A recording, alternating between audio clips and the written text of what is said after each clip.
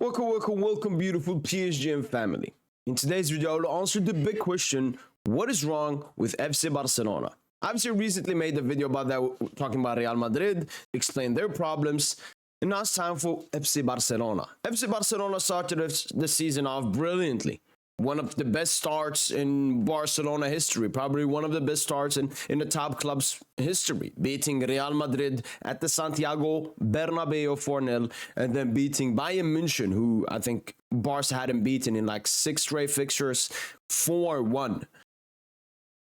Going from that, it's always going to get worse or not as good. Because when you set the bar that high, it's very, very extremely impossible to reach that height. So everything after that is going to look worse, even though it hurts. And I think a lot of, at least some Barca fans understood that those heights were not going to be reached. And now we have FC Barcelona. I think they've had, with this, 6 defeats in La Liga so far this season, if I'm correct, which is abysmal for a top club. 5 defeats. 5 defeats for FC Barcelona, 2 draws and 12 victories. But they're still doing well in the UCL, sitting in the top 8, beating Borussia Dortmund away, a stadium Dortmund had lost in a long time. So now comes the question: what is wrong with FC Barcelona? Why are they getting all of these defeats? Why is this happening? The main factor, number one, I think it's between 2 that are pretty much number 1. It's a mental issue, and it's obviously a high-risk issue. Hansi Flick plays high-risk football. High-risk, high-reward football. Not low-risk, low-reward football. And when you play that kind of football, when it goes well, it goes really well. When it goes bad, it goes really bad. Barcelona don't concede that many chances every game. But whenever they do concede a chance, it's a gigantic chance because of that high line. And you play the high line once again because it's high risk, high reward. Barcelona win the ball back very often, high up, due to their great counter press, which leads to Barcelona scoring a lot of goals. But when the opposition goes through that counter press, there's so much space to penetrate, and the Barca defenders just aren't that good in defending in that kind of space, especially Pau Cubarsí, who's been making a lot of mistakes for FC Barcelona this season. Martinez as well, Balde sometimes not tracking back, Koundé doing whatever Koundé is doing, and they don't even have a strong keeper that can bail them out consistently. They don't have a top keeper like a Courtois, like a Alisson or something. They have Peña, who's... come on, he's not that good.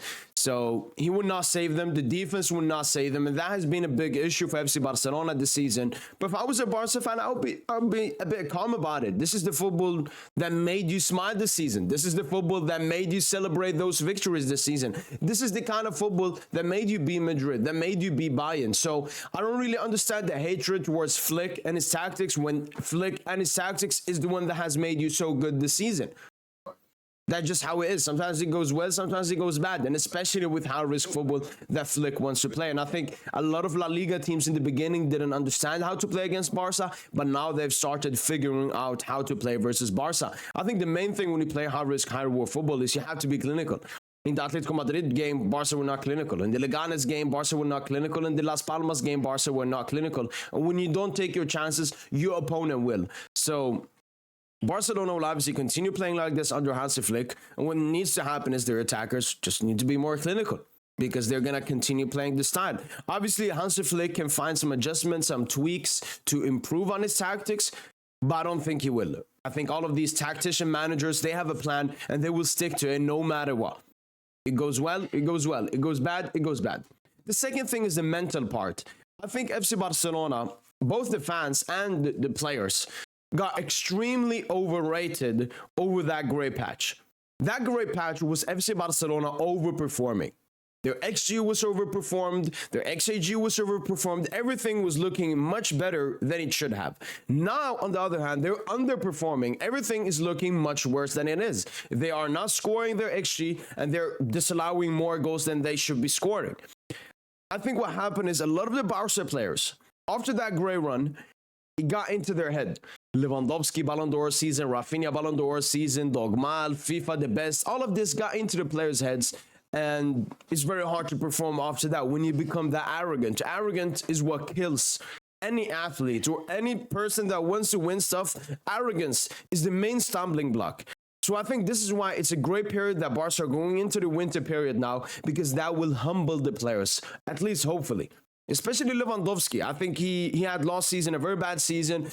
He had a lot of motivation to cook this season. He went extremely well. I mean, 16 goals in La Liga, scoring, I think, maybe 5 goals in the UCL. But again, the arrogance came to his head. The arrogance came to his head. And it's not just him. It's a lot of Barca players. The arrogance have come to their head, especially the fans, which they thought, oh, that is, the standard Leva form. That's not the standard Leva form. That's the standard Barca form. That's not the standard Barca form. You were overperforming. It was somewhat of a purple patch. But once again, why you're this bad at the moment is because you're underperforming. The arrogance came to the player's head, came to the club's head, came to the fan base head. And it's still there. I don't think Barcelona need to make any kind of signings. I think they have a good squad. Maybe they can get one backup winger profile. I think that's something that's needed. When Yamal or Rafinha is missing, you don't really have a winger type. I mean, Fatih's cooked, and Torres, I mean, he was never a winger in his career. So I don't know why play him as a winger. So I don't think you can fix it with transfers. I just think you need time. And I think this rest is a perfect timing for FC Barcelona. Everyone goes, to their home, humbles themselves. I'm going to be clear. They need to humble themselves.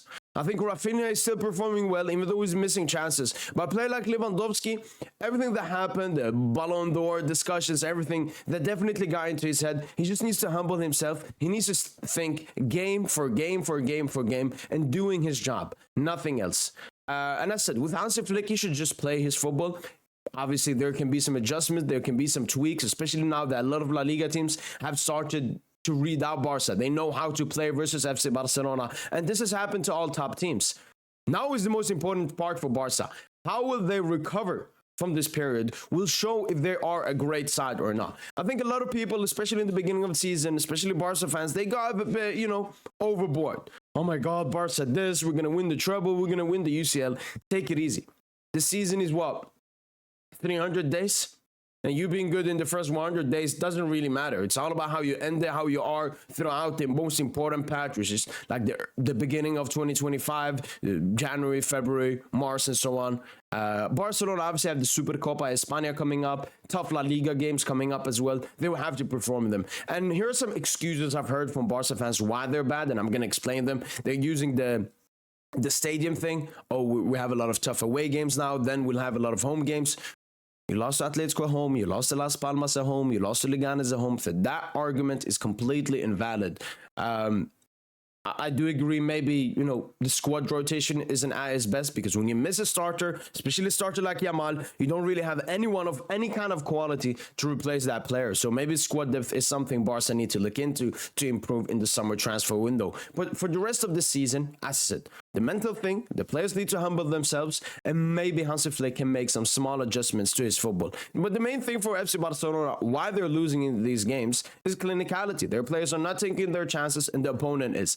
So I've seen a lot of Barca fans maybe be a bit extra depressed, extra sad. I completely understand that when you have a high standard, when you have a winning mentality, and your team has won, one game in 7 games in the league, it does affect you 100%. It does affect how you will see the rest of the season. And I've told the same to PSG fans. When we're really bad, don't make any predictions. When you're really bad, don't make any predictions. Even when you are extremely good, like overratedly good as Barca were in the beginning of the season, you don't make any predictions. You don't make any estimations. You stick with the predictions you made in the beginning of the season, which was maybe win 1 trophy, because Barca won trophyless last season. So I think this is something Barca needed.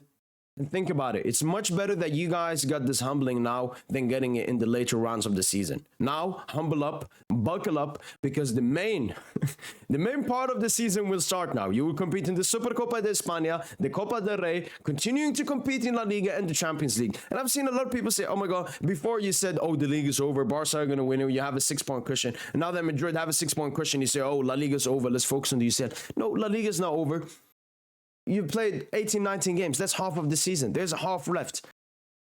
Again, it's either you're overestimating or you're underestimating your team. Just be standard. Have a normal sight on this team. Stick to your early season predictions. Don't change your predictions. Never change your predictions. But yeah. So basically, why Barca have been bad? It's the tactics they play, high risk, high reward, and a lot of La Liga teams have started finding out. So maybe some adjustment can be made, but also if Barca were clinical in those games, the adjustments are not that needed. And second of all, as I said, the arrogance have come to a lot of Barca players' heads, Barca fans' heads, and they needed to be humbled, and they've been humbled.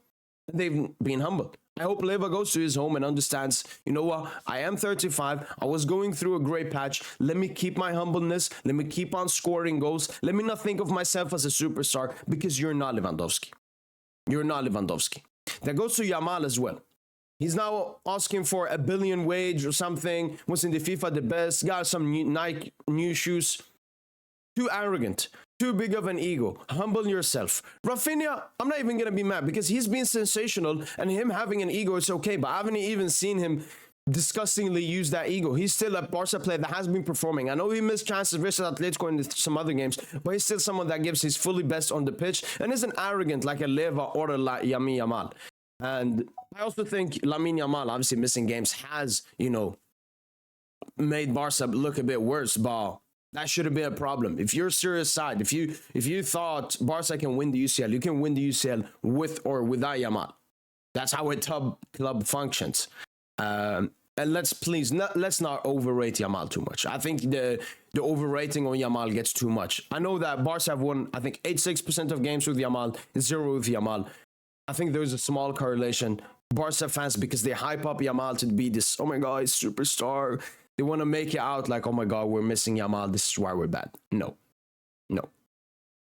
Just stop it. Obviously, Yamal helps you guys, but you're making him out to be much better than when he is. That's been it from your boy PS Gent. Hopefully, you guys have enjoyed this video. Hopefully, I've answered the questions that needed to be answered. And let's see what Barca will do after this winter break. That's been it from your boy PS Gent. And as usual, allez Paris.